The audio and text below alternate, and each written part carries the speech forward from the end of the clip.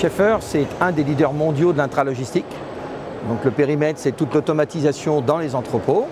Schaeffler, c'est une société familiale issue d'actionnariats purement familiaux, avec des implantations dans le monde entier et une filiale en France et des sites de production essentiellement en Europe, dans les pays germaniques, l'Allemagne, l'Autriche. Schaeffler existe depuis très très longtemps. On a commencé par produire des bacs tôle. Après, on a fait du convoyeur un peu classique. Ensuite, on est passé par de la préparation de commandes automatisée sur des petites charges, les bacs. Après est arrivée l'automatisation des palettes. Et puis maintenant, les AGV, les robots. Donc on a vraiment une évolution assez constante et on existe depuis 1939. Alors, ce qu'on vous présente d'abord, c'est le Wiesel, qui est un petit AGV. Dans le monde des AGV, il y a beaucoup de technologies différentes. Il y a des AGV petite charge et des AGV grosse charge. Là, on est sur un AGV petite charge qui va donc déplacer des bacs plastiques, des cartons, jusqu'à une charge maximum de 30 kg. Et la particularité de cet AGV, c'est qu'au lieu de fonctionner avec un positionnement 3D, qui est assez compliqué à mettre en œuvre et à paramétrer au niveau informatique, il travaille avec un système de ruban qu'on vient coller au sol et qui permet de changer très facilement les configurations. Donc c'est une technologie qui est beaucoup plus simple à mettre en œuvre plutôt qu'un AGV un peu plus sophistiqué avec des positionnements 3D et des systèmes de code barre un peu partout. Donc c'est un système assez simple et qui permet de faire évoluer très facilement en fait, la configuration dans le temps en fonction des besoins. Le Cubi, aujourd'hui, c'est un système shuttle à navette qu'on appelle. Donc c'est fait pour de la haute cadence. On parle aujourd'hui de 500 bacs-heures combinés par heure par allée. Donc quand on multiplie le nombre d'allées, on arrive à des milliers de bacs-heures. Donc là, on parle de la productivité de haute capacité. Et on va travailler sur des charges 600-400, comme celle-là, où on a une autre gamme qui permet de travailler avec des charges variables, de 800-600 jusqu'à du 300-200, et qui va permettre de gérer dynamiquement la taille de stockage en fonction des besoins. Donc on n'est plus sur une configuration figée, X bacs d'une même taille, mais un nombre de bacs qui va varier et des tailles qui vont varier, avec des très grosses productivités, on va dire de 500 bacs-heure jusqu'à 10 000.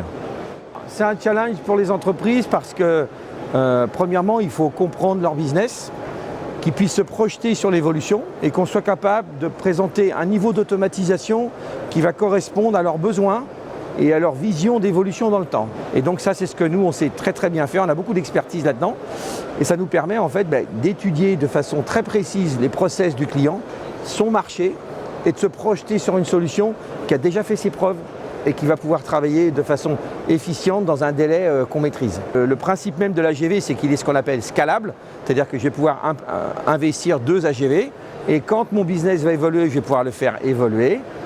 Derrière, aujourd'hui, on a les systèmes de flexi ainsi que les systèmes de navette. On va pouvoir mettre un nombre de stations de picking. On peut commencer avec une station de picking et faire évoluer les systèmes vers X stations de picking et du coup avoir une croissance importante en fonction de l'évolution réelle de l'activité du client. Parce que quand on fait une projection à 5 ans, c'est pas facile de pouvoir prédire avec certitude ce qui va se passer dans 5 ans en termes de business. Donc c'est le côté scalable et accompagnement du client est quelque chose de très important.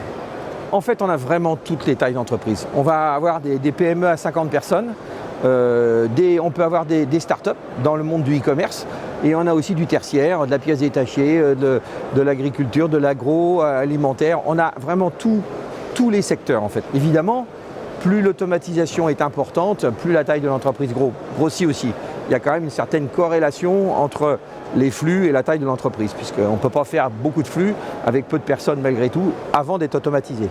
Ça fait très longtemps qu'on fait ce métier dans différentes configurations, donc c'est vrai qu'on a souvent des retours assez positifs parce que ce qu'aiment bien les gens, c'est qu'on peut commencer par exemple par des étagères toutes simples et puis on va aller vers une semi-automatisation et une automatisation. Donc on est capable d'accompagner un client peut-être sur 20 ans de son activité et quand on regarde ce qu'on a fait au départ et où est-ce qu'on en est aujourd'hui, forcément les écarts sont très importants. Et on a su faire évoluer les technologies en fonction de l'évolution du client, à la fois dans son business et potentiellement dans ses flux, voire de la réactivité. Aujourd'hui, on parle du RSE, notamment sur l'impact de l'environnement. Ça peut faire évoluer aussi l'automatisation des systèmes pour compacter, regrouper, éviter de mettre trop de colis sur une commande, limiter le nombre de colis, limiter les kilomètres parcourus par le camion en faisant des pré-tris. Donc on a tout un tas de nouvelles technologies qui arrivent aussi pour avoir un impact sur l'environnement le plus positif possible. Ce que j'aime bien dans la logistique, c'est un monde qui se construit en permanence. Et en fait, c'est un peu comme un gros Lego. On arrive, on a plein de systèmes qui arrivent et on doit construire quelque chose. Et ce qu'on construit où même si on a des briques qui sont standards, on arrive à quelque chose qui est tout à fait différent à chaque fois et qui doit plaire. Plaire au sens large du terme, c'est-à-dire avoir des performances, un prix et un timing qui correspond. Donc c'est ça qui est intéressant dans la logistique. Et là, vous voyez les AGV, on parle maintenant des AMR, la robotique, chaque année il y a des nouvelles choses qui arrivent et on doit reconstruire des concepts à partir de ça. Donc c'est ça qui est hyper intéressant.